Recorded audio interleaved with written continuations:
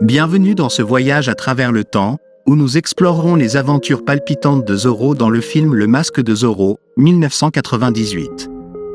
Rejoignez-nous pour revivre les années dorées, lorsque des stars légendaires ont incarné ces personnages immortels.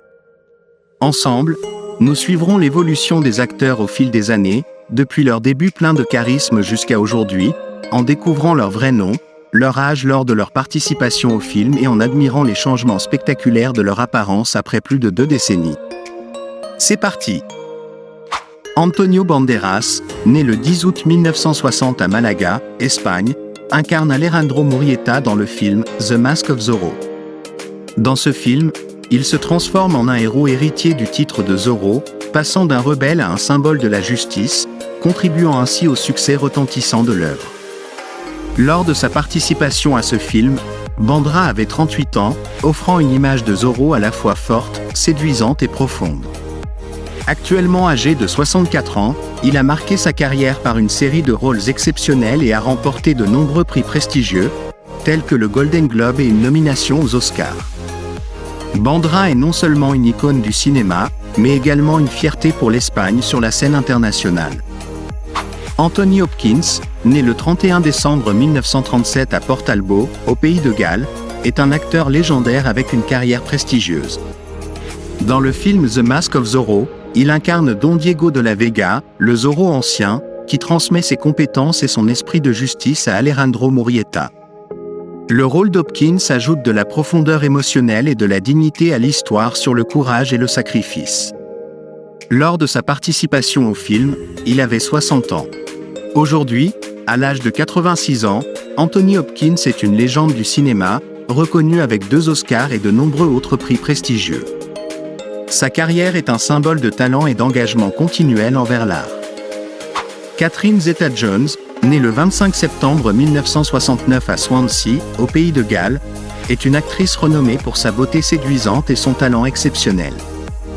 Dans le film The Mask of Zorro, elle incarne Elena Montero, la fille de Don Diego de la Vega et l'amour d'Alejandro Murrieta. Le rôle de Zeta-Jones apporte de la finesse et un charisme puissant, créant une Elena intelligente, courageuse et pleine d'émotions, mettant en valeur l'histoire romantique et dramatique du film. Lors de sa participation au film, elle avait 28 ans. Aujourd'hui, à 55 ans, Catherine Zeta-Jones a remporté de nombreux prix, dont un Oscar pour son rôle dans Chicago, et est devenue une icône de la beauté et du talent à Hollywood. José María de Tavira, né le 27 septembre 1983 à Mexico, est un jeune acteur talentueux.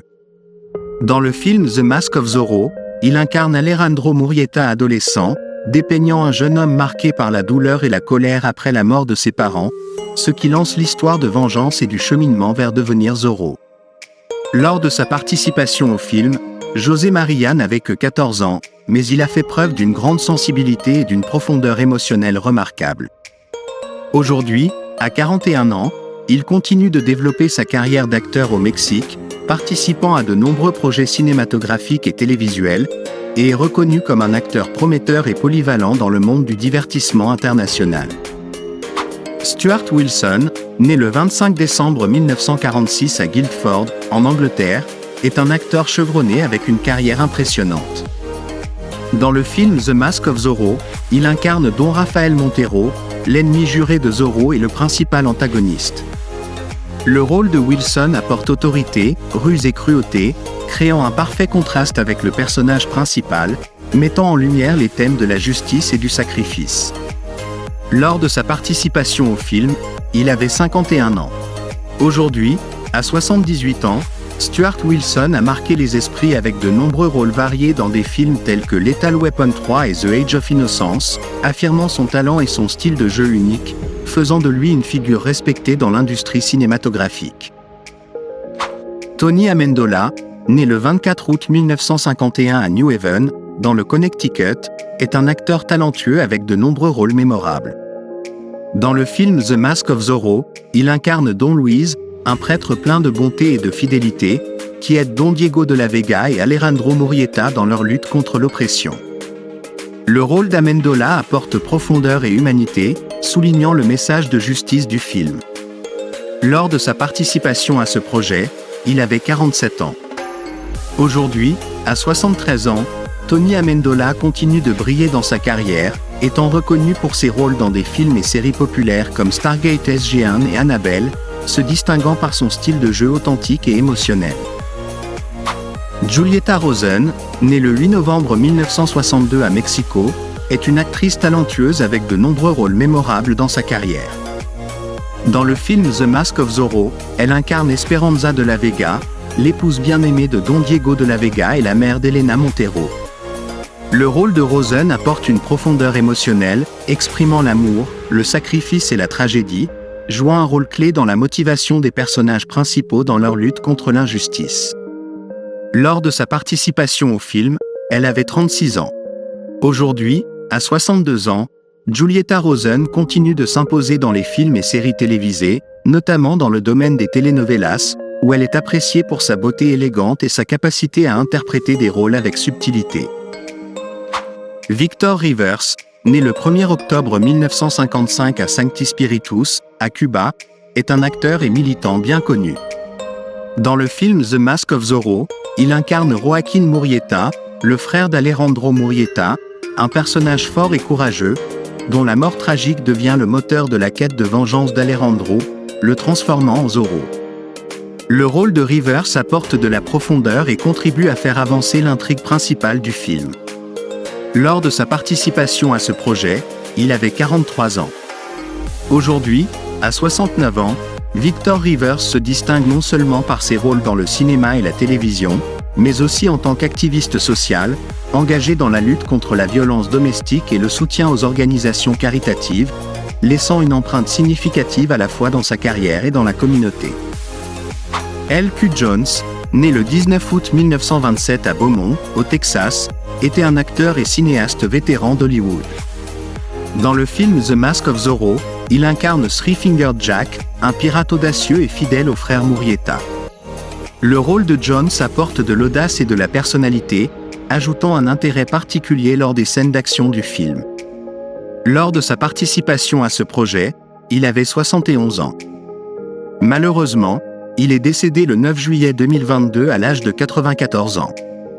Au cours de sa carrière de plus de 6 décennies, il a marqué les esprits avec de nombreux rôles dans des films western classiques et s'est distingué en tant que réalisateur du film A Boy and His Dog, 1975, une œuvre acclamée par la critique et qui a laissé une grande empreinte dans le cinéma américain.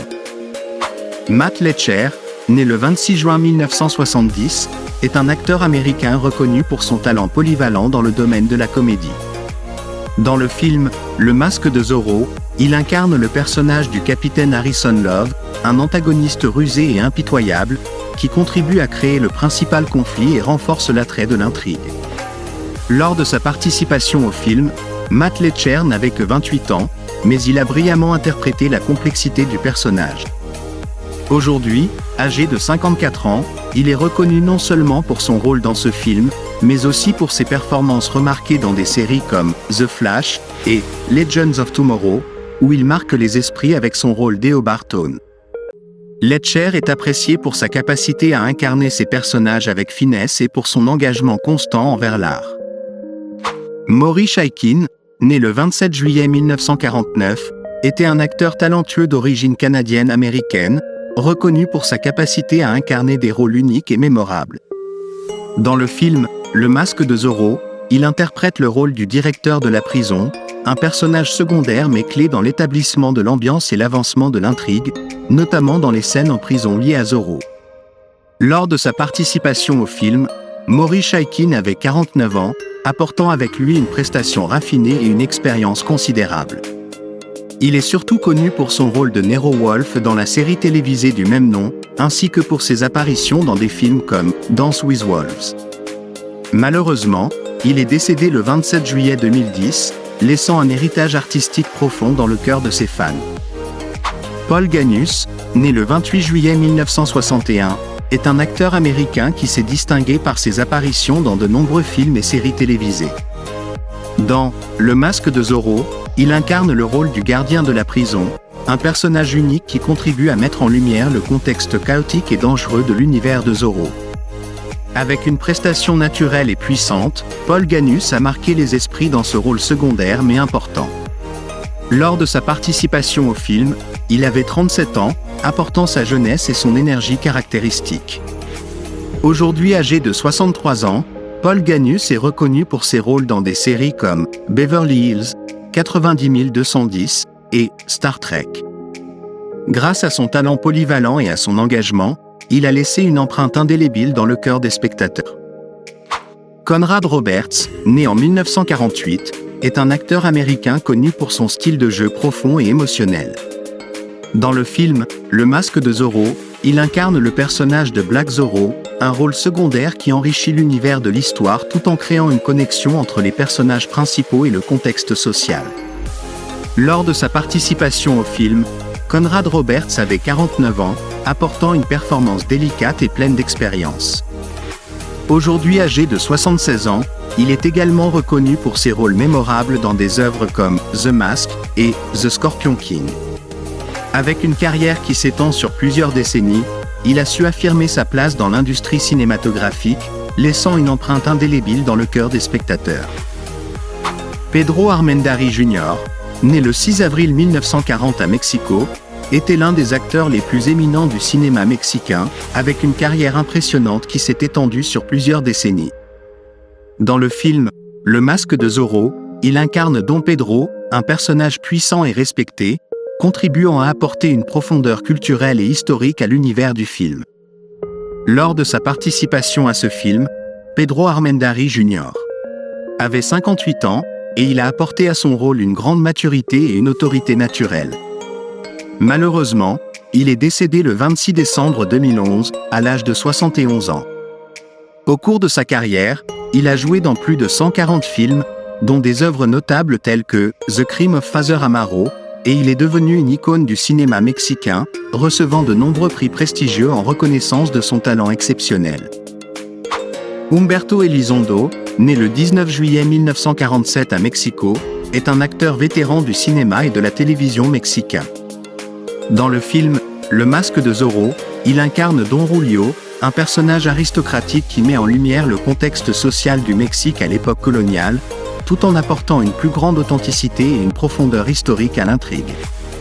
Lors de sa participation au film, Humberto Elizondo avait 51 ans, et il a offert une prestation raffinée et pleine d'expérience. Aujourd'hui âgé de 77 ans, il possède une carrière impressionnante comprenant des dizaines de films et de programmes télévisés notables.